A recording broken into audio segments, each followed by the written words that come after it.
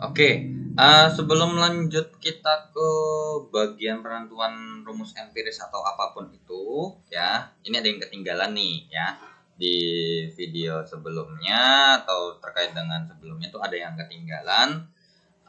Kan sempat kita bahas atom relatif atau masa atom relatif atau AR dengan masa molekul relatif.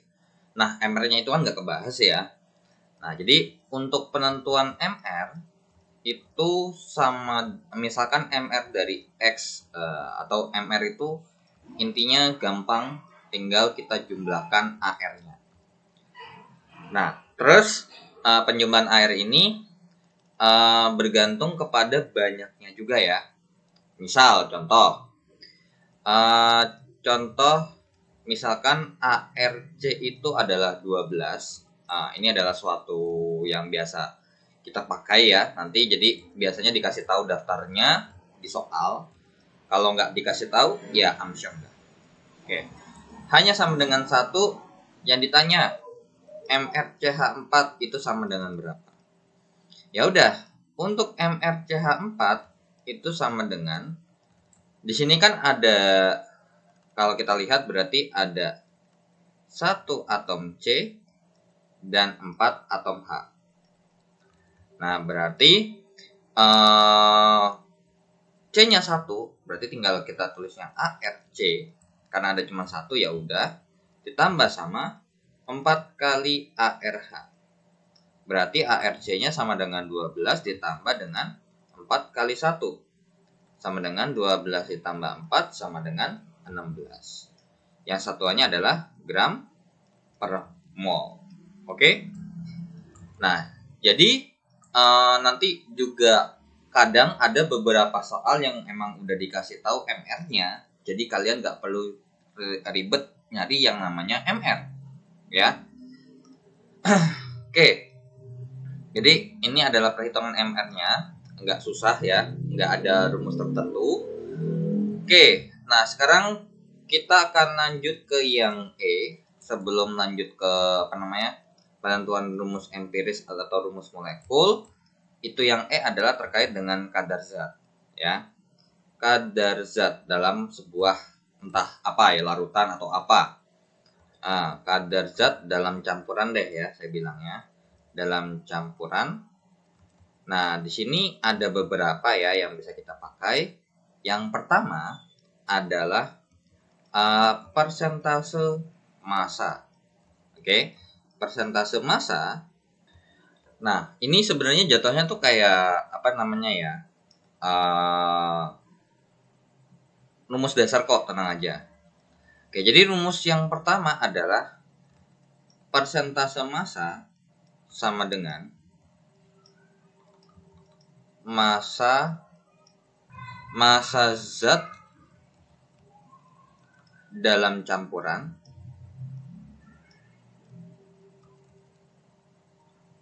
per massa total. Nah, karena mintanya dalam bentuk persen, makanya dikali 100%. Tuh. Atau logikanya gini. Misal ya, ini jatuhnya tuh kayak jadi tidak semua harusnya misalkan idealnya saya makainya 10 gram, ternyata yang kepake tuh cuma 3 gram doang. Berarti artinya tidak 100% terpakai. Ya gitu. Maksudnya seperti itulah ya. Atau ini bisa kita bilang artinya adalah persentase massa ya yang terpakai atau yang digunakan gitu. Nah, untuk soalnya, untuk si persentase massa ini, kalau contoh soal itu untuk dasarnya sih gampang ya. Jadi cuma tinggal kita tahu bahwa ada massa zat. Nah, terus ada massa total. Nah, yang nanti di mana di sini ada hubungannya dengan massa jenis. Ya, kalau kalian masih ingat pelajaran fisika ya, rho sama dengan massa per volume. Atau saya tulisnya begini aja. Massa jenis itu sama dengan massa per volume. Oke, massa per volume. Tuh. Jadi bisa dikaitkan dengan ini? Bisa, ya. Jadi nanti bisa jadi kayak misalkan saya punya kadar tertentu yang harusnya sekian, terus akhirnya nanti persentase massa yang dipakai itu berapa. Tuh. Dan dari soal ini juga bisa ditanya massa zatnya berapa atau persentase massanya berapa, ya. Oke, itu yang pertama. Yang kedua itu adalah persen volume, ya. Sama kayak misalkan persen massa atau persentase massa yang menyatakan jadi berapa besar sih persentase volume yang sebenarnya terpakai gitu ya. Nah, yang sebenarnya terpakai dan di mana formulanya mirip kayak yang di atas. Persentase volume berarti volume zat dalam campuran, ya, volume zat dalam campuran per volume total dikali 100%. Oke, jadi rumusnya seperti itu. Nah, untuk model soalnya sama, bisa jadi kayak yang nomor 1. Nanti kadang soalnya ada versi dasar atau udah versi campuran. Campurannya gimana? Jadi dicampur secara stoikiometri.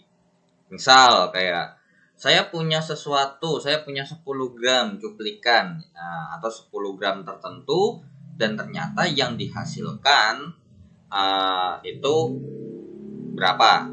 Tapi ternyata 10 gram itu kan campuran nih. Nah, jadi kalau misalkan 10 gram dari campuran itu yang saya pakai, otomatis kan nggak bakal 10 gram dong logikanya. Karena yang dipakai kan cuma berapa doang. Karena 10 gram dari campuran itu pasti ada zat A, B, C, sampai E, atau sampai apapun itu. Misal, yang kita pakai cuma si A. Nah, berarti nanti bisa ditanya persentase massa A-nya berapa. Atau persentase volume A-nya berapa yang terpakai. Nah, jadi kita bandinginnya sama yang total. Misal ya, ini contoh aja secara keseluruhan aja. Misal dari campuran ini 10 gram, ternyata ada zat A, ada zat B, dan juga ada zat C. Nah, di mana angka-angka yang ada di sini ya, yang angka-angka yang ada di sini nih yang dikasih titik-titik ini nanti kita akan cari dengan menggunakan stoikiometri biasanya. Itu kalau udah soalnya digabung dengan perhitungan konsep mol. Cuman kalau misalkan emang pure benar-benar cuma nanya kadar zatnya berapa, biasanya nanti itu dikasih tahu atau bisa dihubungkan dengan ini, ya. Oke, untuk zat A-nya misalkan 4 gram. Terus habis itu ini 5 gram dan ini 1 gram. Karena ingat, yang kita pakai ini pasti totalnya 10 gram ya. Nah, ditanya persentase massa A-nya berapa? Ya udah gampang. Massa A. Jadi ini ingat aja ya. Hal ini untuk yang dibulatin warna biru ini, biru muda, biasanya diperoleh lewat perhitungan kimia atau diperoleh secara stoikiometri ya. Oke.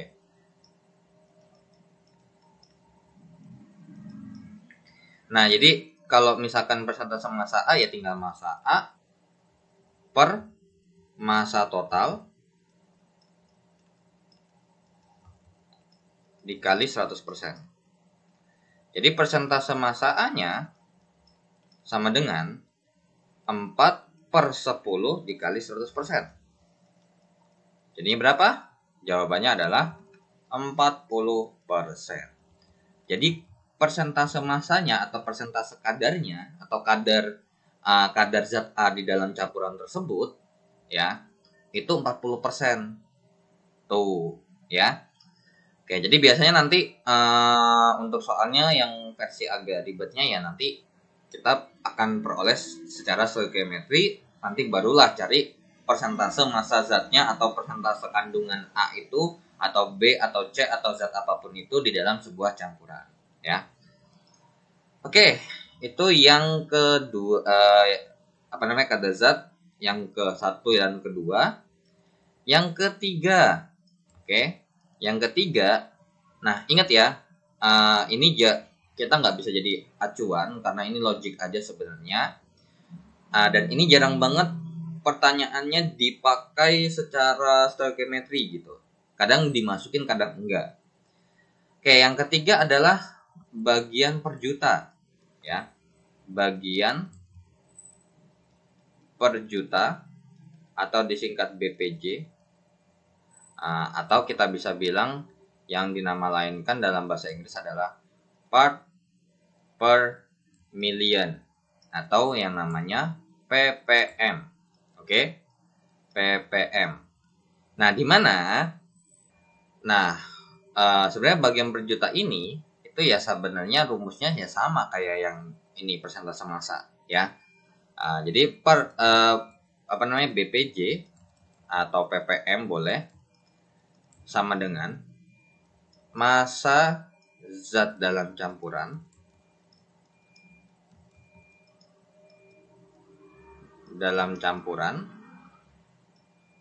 per massa total tapi dikali 1 juta. Kenapa? Bagian per juta. Artinya apa? Jadi sebenarnya perbandingan yang ada di sini nih, perbandingan yang di sini, ini sudah menyatakan yang namanya per bagiannya, gitu loh. Jadi ini sebuah bagian, ya. Terus misal ini sebuah pembagian atau ya dia bagian per juta, terus harusnya dia per juta ada per 1 juta, makanya per jutanya 1 jutanya naik ya, makanya dikali. Nah, jadi rumusnya seperti ini ya. Oke. Nah, kemudian yang keempat. Nah, sebenarnya untuk yang keempat ini sama ya, kayak misalkan ini molaritas atau konsentrasi. Yang kita udah tahu bahwa di dalam konsep mol untuk perhitungan molaritas itu adalah N per V dalam satuan liter, atau yang biasa nanti dipakai itu adalah ini boleh ya, N dikali dengan 1000 per volume dalam satuan mililiter, atau M sama dengan G per MR dikali 1000 per volume dalam satuan mililiter. Nah, kenapa kok MR? Kenapa nggak AR? Karena biasanya untuk molaritas itu biasanya udah dalam bentuk sebuah senyawa, ya. Makanya kenapa yang kita pakai adalah molekul ya, bukan atom lagi. Oke, jadi kalau molaritas itu adalah kita bisa bilang banyaknya mol yang terlarut dalam 1 liter larutannya. Oke, yang kelima ada molalitas. Oke, ada molalitas. Nah, ini kalau ini banyak zat terlarut. Jadi makanya kenapa bisa dibilang kadar zat, karena yang terlarut itu nggak semuanya. Banyak zat yang terlarut dalam 1 liter larutan. Makanya di rumus awalnya itu N per V dalam satuan liter. Kalau untuk molalitas, banyak zat yang terlarut dalam 1 kg pelarut, ya. Oke, ini saya hapus dulu ya contohnya. Nah, jadi molalitas atau M kecil itu mirip kayak yang di atas rumusnya. Berarti N per P dalam satuan kilogram. Nah, atau M kecil sama dengan N dikali 1000 per P dalam satuan gram. Atau M kecil sama dengan G per MR dikali 1000 per P dalam satuan gram. Ya. Nah, untuk yang rumusnya ada 3 biji kayak gitu, terserah kalian mau ngapalin yang mana. Kalau kalian mau hafalin yang versi awalnya aja nggak apa-apa. Toh juga nanti kita tahu bahwa N itu ada rumusnya G per MR ataupun sesuatu yang lain, dan nanti kalian bisa menurunkan sendiri, ya. Oke, yang kelima molalitas. Yang keenam adalah fraksi mol. Oke. Fraksi mol. Nah, sama kayak molaritas dan molalitas, cuman bedanya adalah ini banyak zat yang terlarut dalam senyawa, ya. Jadi kalau kita bisa bilang fraksi mol ini ada sebenarnya bukan banyak zat yang terlarut, banyak zat dari total zat yang ada. Nah, jadi misalkan kita tahu bahwa untuk membuat larutan itu kan ada pelarut dan ada yang terlarut. Jadi misalkan ada 2 nih, berarti ada pelarut dan ada zat terlarut. Oke.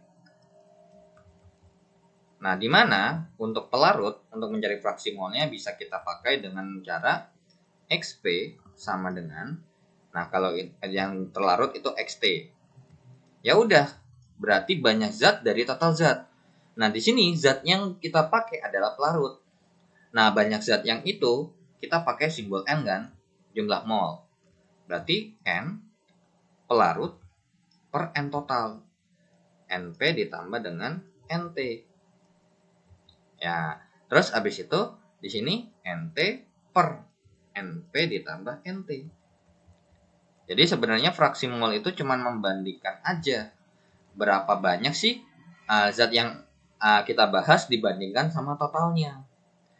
Dan dari mereka berdua kita punya hubungan bahwa kan ini kalau kita kerjain kan berarti XP ditambah XT sama dengan NP per NP tambah NT ditambah sama NT per NP tambah NT.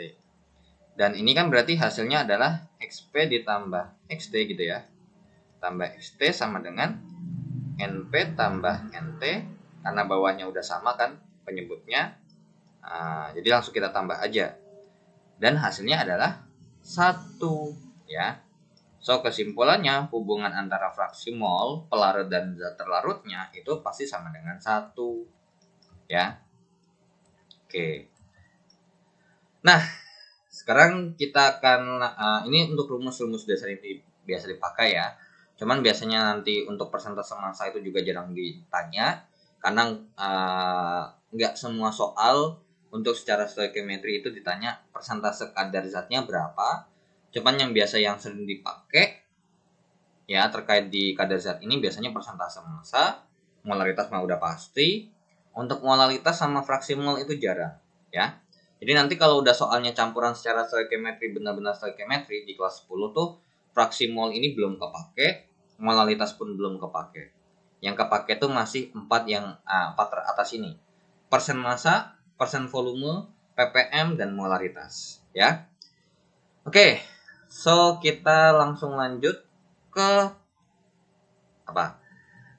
Sebelum penentuan rumus molekul dan rumus empiris gitu ya, pembagian rumus molekul dan rumus empiris.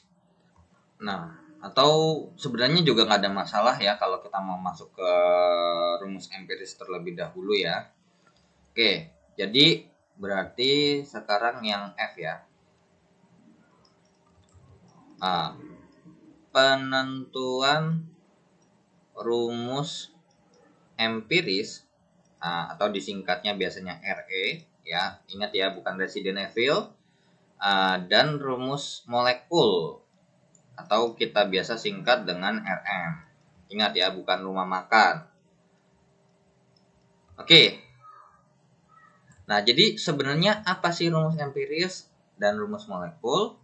Nah, untuk rumus empiris sendiri Nah, ini saya singkat aja ya. RE, rumus empiris itu menyatakan perbandingan atom penyusun, ya. Perbandingan atom penyusun dari sebuah senyawa, ya, dari sebuah senyawa. Oke. Nah, terus habis itu untuk rumus molekul itu adalah rumus kimianya. Oke. Jadi untuk kalau ditanya rumus kimia itu adalah rumus molekul, ya. Rumus kimia yang menyatakan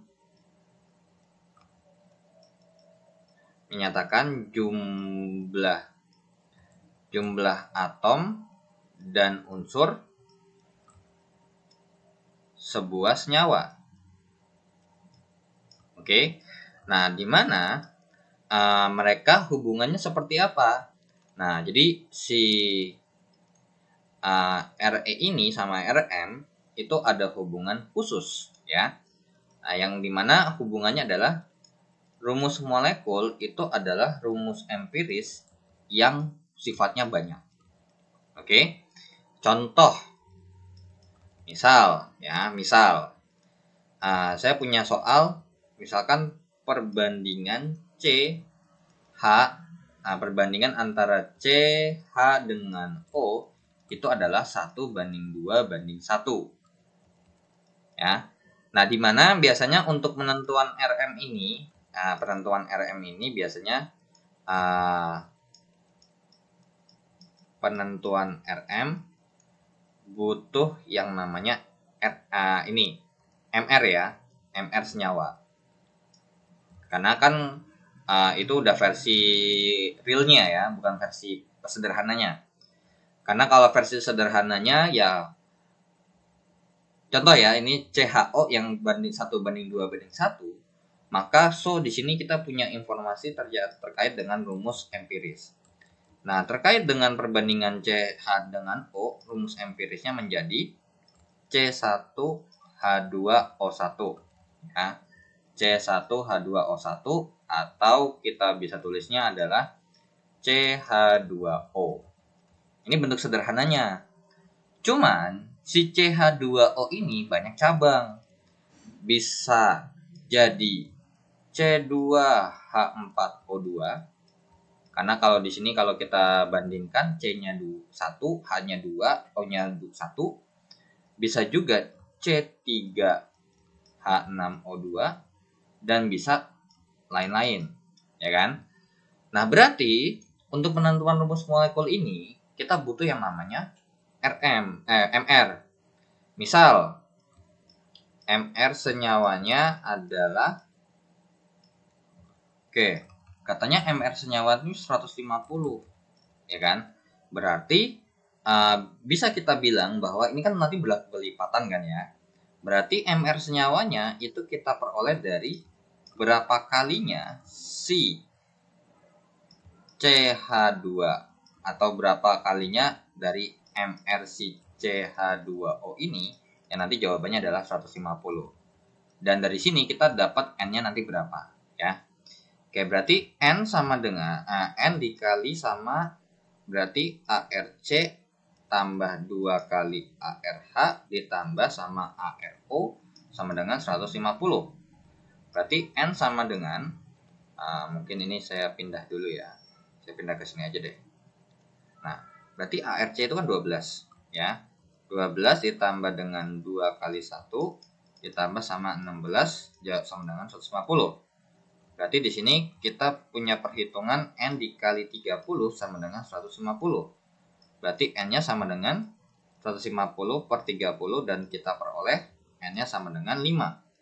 So, dari N sama dengan 5 ini, kita punya informasi atau kita punya rumus molekul, berarti ReN itu berarti Rm-nya sama dengan Re5. Berarti Rm-nya atau rumus molekulnya adalah CH2O yang ada 5 kali. Berarti Rm-nya adalah C5H10O5. Tuh. Jadi untuk menentukan rumus molekul dan rumus empiris itu udah satu paket. Terkecuali kalau rumus molekulnya nggak ditanya, berarti biasanya ditanya tuh cuma rumus empiris. Tapi kalau kita mau nyari rumus molekul, ya pasti kita butuh rumus empiris tuh. Dan untuk kan kita nyari rumus empiris tuh kita harus tahu perbandingan kadar zatnya kan, atau perbandingan ininya. Nah, untuk mencari perbandingan menggunakan perbandingan mol ya.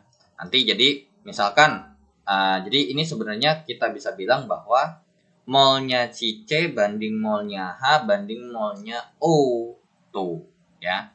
Jadi ini terkait dengan soal ini itu penulisannya adalah molnya C banding molnya H banding molnya O adalah 1 banding 2 banding 1 ya.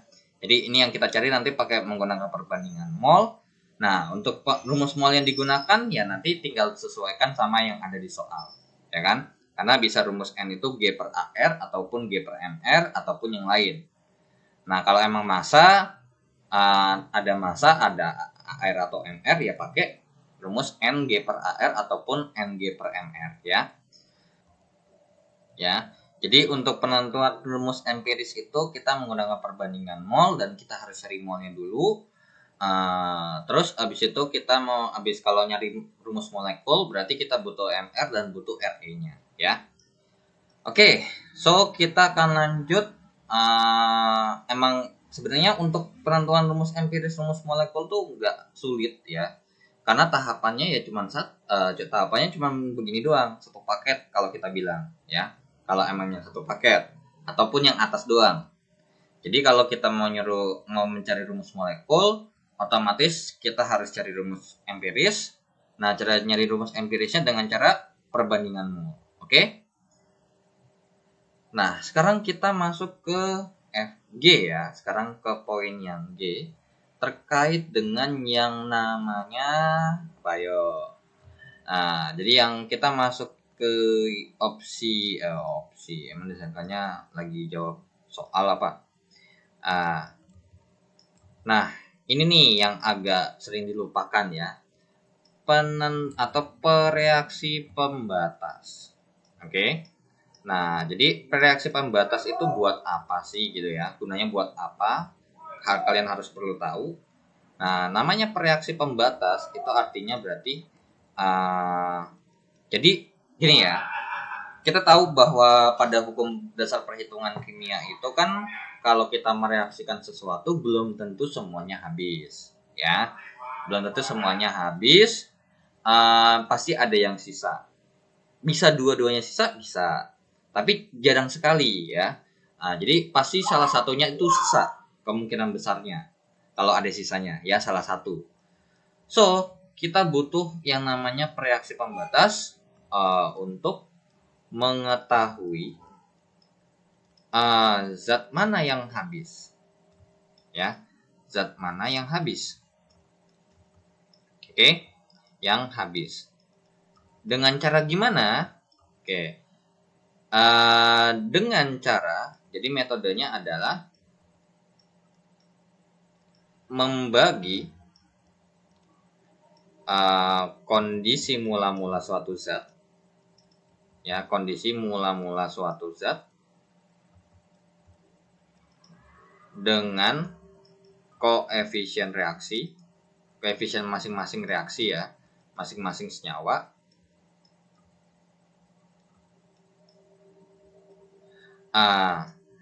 Kemudian apa? Ini yang pertama. Yang kedua adalah hasil pembagian yang paling kecil sama dengan zat yang akan habis. Oke? Nah, jadi di sini udah masuk ke contoh soal terkait dengan perhitungannya. Jadi rumus Ng per AR atau Ng per MR nanti ini kita akan pakai sekaligus ya. Makanya kenapa untuk contoh soalnya, misal ya, contoh soalnya adalah Ini contohnya yang pertama. Oke, yang pertama adalah 28 gram logam besi direaksikan dengan 48 gram gas oksigen menghasilkan Fe2O3. Nah, sekarang yang ditanya, jadi kita punya ArFe, jadi logam besi itu Fe, AR-nya adalah 56 dan O-nya itu 16. Nah, yang ditanya adalah berapa sih masanya ini? Ya, ini masanya berapa? Oke, masa Fe2O3-nya itu berapa? Itu jadi pertanyaannya. Ya udah, berarti kalau untuk mencari masanya, masanya berapa? Nah, otomatis kan karena ini padatan nggak mungkin dong hitung volume ya. Karena untuk volume yang kayak STP kayak gitu, itu biasanya buat gas. Oke, so di sini kita harus bikin dulu persamaan reaksinya. Jadi Fe dalam bentuk solid ya akan bereaksi dengan O2 dalam wujud gas akan membentuk sebuah karat besi Fe2O3 dalam bentuk padatan. Nah, ingat kalau bikin persamaan reaksi diwajibkan setarakan langsung ya, biar nggak lupa ya.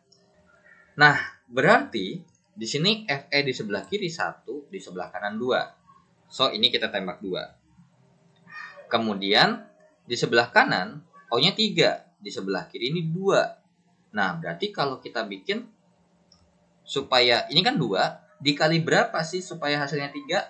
Dikali 1,5 dong. Nah, makanya jadinya 3/2. Oke? Jadi 2Fe dalam bentuk solid ditambah 3/2O2 dalam wujud gas menjadi Fe2O3. Atau persamaan reaksinya bisa kita tulis menjadi seperti ini. Atau persamaan reaksinya dikali 2 sehingga menjadi 4Fe dalam bentuk solid ditambah sama 3O2 dalam wujud gas menjadi 2Fe2O3 dalam wujud solid. Nah, kira-kira enak pakai yang mana?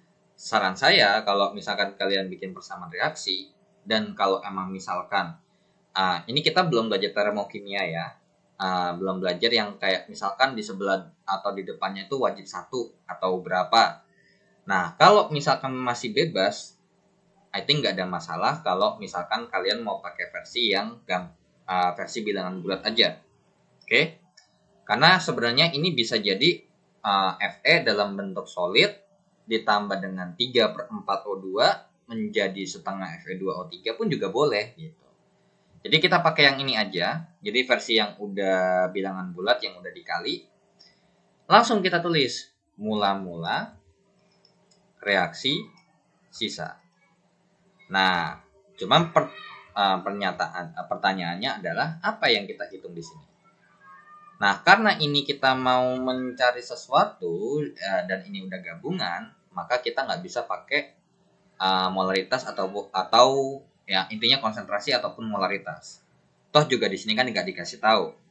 Tapi di sini kita punya informasi, ada massa, ada AR. So, yang kita cari pertama adalah mol besi, ya. Berarti N sama dengan G/AR. Karena ini sebuah sebuah atom ya. Berarti 28/56 yang jawabannya adalah 0,5 mol. Kemudian kita cari molnya si oksigen ya, gas oksigen. Berarti N G/mR. Berarti 48 sama dengan 2 dikali 16. Coret 1 coret 3, jadi jawabannya 1,5 mol. So, kita masukin 0,5 mol di bagian awalnya. Ini 1,5 mol. Dan ini belum ada, karena di soal juga nggak dikasih tahu karatnya udah ada duluan atau belum. So kita strip aja, kita anggap 0. Nah, di mana reaksi pembatas yang kita bahas kan katanya dibagilah koefisien dengan masing-masing koefisien reaksinya. Ya udah, berarti yang akan kita cari terkait dengan yang namanya si reaksi pembatas itu adalah langsung kita kerjakan di sini aja. Berarti kalau di bagian Fe itu 0,5 dibagi 4. Sedangkan kalau ini 1,5 dibagi 3. Nah, jadi 0,5 dibagi 4, 0,5 dibagi 4 itu 0,125. Dan 1,5 bagi 3 itu adalah 0,5. Berarti bisa kita, dan katanya kan hasil pembagian yang paling kecil itu adalah zat yang akan habis. So, ya, dapat disimpulkan berarti Fe atau si Fe ini akan menjadi pereaksi pembatas. So, karena dia jadi pereaksi pembatasnya, maka dia akan habis. So, di sini pasti habis. Ya, jadi udah nggak ada sisa lagi nih. Nah, sekarang logikanya, kalau misalnya saya awal punya 0,5 dan habis, maka yang bereaksi sebesar 0,5 mol. Dan ingat, sesuai dengan hipotesis Avogadro, kalau di bagian reaksi berlaku perbandingan mol sama dengan perbandingan koefisien. Ya kan? Nah, berarti di sini kalau misalkan jadi kalau kita lihat sebenarnya simpelnya gini juga. Fe kan akan menjadi reaksi pembatas. So, berarti kita punya kesimpulan koefisien 1 itu setara dengan 0,125. Berarti kalau misalkan 4, ya tinggal 4 kali 0,25. Jadi nih 0,5 didapat dari 4 dikali 0,125. Sedangkan untuk yang di sini berarti kita dapat dari 3 dikali 0,125 alias berapa? Oke, jadi 0,375. Oke, 0,375 mol. Dan yang di sini untuk si Fe2O3 berarti 2 dikali 0,125. Jadinya berarti jawabannya adalah 0,25. Ya. 0,25 mol. So, terbentuklah atau sisanya adalah Fe-nya habis, dan untuk O2-nya ingat ya, kan logikanya kalau misalkan kita mereaksikan sesuatu berarti nanti dia berkurang nih. Nah, dimana kan pasti yang kita mau reaksikan lama-lama berkurang ya. Jadi 1,5 dikurang 0,375 itu adalah sisa 1,125 mol. Oke. Nah, kemudian ini terbentuklah 0,25 mol. Karena nggak bakal mungkin minus dong ya kan. Ya udah, ditanya adalah massa si Fe2O3. Ya tinggal kita cari. Dengan rumus apa? Kita punya mol, kita punya R. Berarti untuk mencari si massa Fe2O3 itu kita bisa pakai rumus N sama dengan G per Mr. Molnya 0,25 sama dengan G per Mr-nya berarti 2 dikali 56 ditambah 3 kali 16. Berarti 1/4 atau 0,25 ya. 0,25 sama dengan G per, coba tuh, 56 kali 2 itu kan 112 ditambah 48 160 ya. Jadi G-nya ini 160 ya. Berarti G-nya adalah 0,25 dikali 160. Berapa tuh? Ya udah, jawabannya adalah 40 gram. Oke. Nah, jadi nanti untuk penentuan kayak misalkan berapa kadar zatnya senyawa tersebut dalam sebuah cuplikan atau dalam sebuah campuran, kalian akan gunakan perhitungan seperti ini ya. Nah, terus ini juga bisa jadi pertanyaan lagi. Misal kita tahu bahwa ternyata oksigennya ini ada sisa. Kira-kira berapa sih volumenya? Nah, dari dari yang 1,125 ini kita bisa muncul pertanyaan baru lagi. VSTP-nya berapa? N kali 22,4 kan? Berarti V-nya oksigen dalam keadaan standar itu 1,125 dikali 22,4, 1,125 dikali dengan 22,4, jawabannya adalah 25,2. Oke, jawabannya adalah 25,2 liter. So, dari soal seperti ini kita mereaksikan sesuatu dengan sesuatu yang lain, itu pertanyaannya bisa banyak. Bisa juga dari ini juga pertanyaannya adalah masanya. Berarti pakai rumus Ng per mR. Gitu ya. Berarti 1,125 sama dengan G per 2 kali 16. Maka G-nya adalah 1,125 dikali 32. Berarti berapa tuh? 1,125 dikali 32. Jawabannya ada 36 gram. Tuh. Jadi dalam kimia itu kalau kita mau mereaksikan sesuatu dan kayak itu pertanyaannya bisa banyak sebenarnya. Bisa jadi mungkin kalau ini larutan bisa ditanya konsentrasinya. Ya kan kita nggak tahu gitu loh. Ya. Jadi intinya dari materi yang ini, reaksi pembatas ini adalah dari persamaan reaksi itu jangan sampai lupa bahwa yang kita reaksikan itu bisa sama-sama habis atau salah satunya bersisa. Nah, bagaimana untuk mengetahuinya dua-duanya habis atau salah satu bersisa? Itu menggunakan reaksi pembatas. Nah, that's why kenapa untuk konsep mol di awal ataupun hukum dasar persamaan reaksi kimia itu saya nggak kasih contoh soal karena sekaligus aja kita masukkan di sini, ya. Karena nanti kalau misalkan saya reaksikan dan kalian nggak tahu reaksi pembatas, kan bingung juga kan, ya. Oke, jadi contoh soalnya seperti ini aja. Nah, untuk lebih lanjutnya nanti kita akan kalian bisa belajar lewat latihan soal yang nanti akan saya bahas juga ya. Oke, sekarang dulu ini G. H ya sekarang. Yang terakhir sebelum kita akhiri video ini, yang terakhir adalah biasanya juga ada penentuan garam hidrat. Oke. Penentuan garam hidrat. Oke. Nah, penentuan garam hidrat ini ada beberapa yang misal memberikan rumus. Nah, tapi sebelum lanjut ke situ, garam hidrat itu apa sih gitu ya? Nah, garam hidrat itu kurang lebih seperti ini. Kalau kalian pernah melihat molekul atau senyawa, misalkan Cr2O3.3H2O atau MnNO3 2 kali 6H2O. Nah, ini adalah senyawa hidrat. Yang dimana yang di atas ini mengandung 3 senyawa hidrat, ya. Nah, 3 senyawa hidrat. Jadi sebenarnya garam yang dimana isinya tuh ada airnya, gitu, ya. Kalau ini ada 6 senyawa hidrat. Oke, ada 6 senyawa hidrat. Nah, dimana penentuan dari ini itu biasanya nanti soalnya biasanya H2O-nya ini nggak dikasih tahu.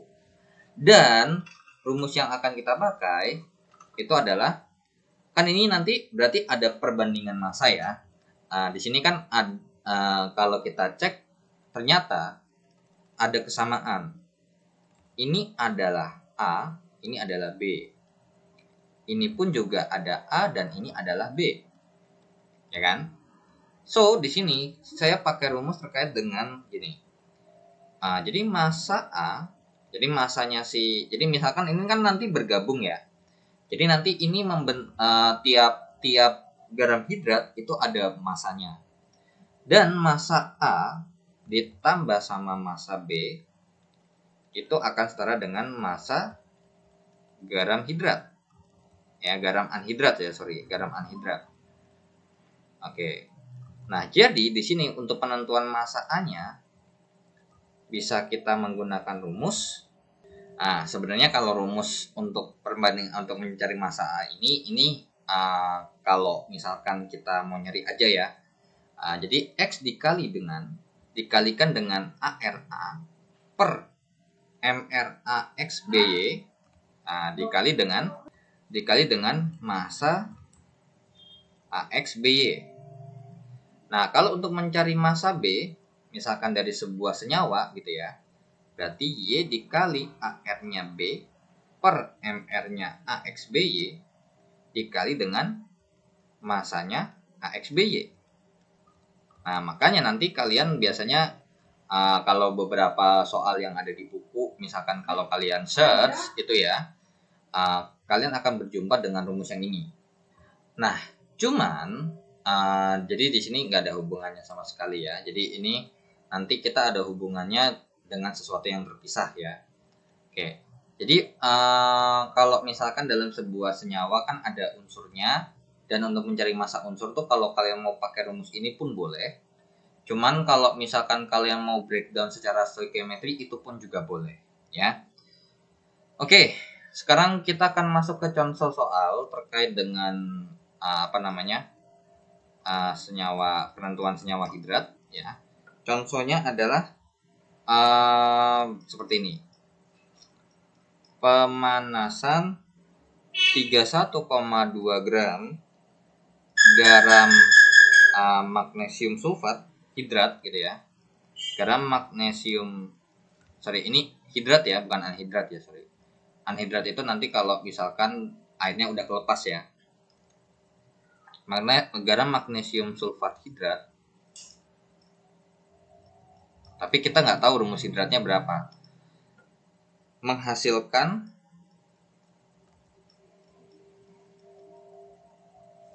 24 gram magnesium anhidrat. Oke, magnesium anhidrat. Oke, ini magnesium sulfat anhidrat,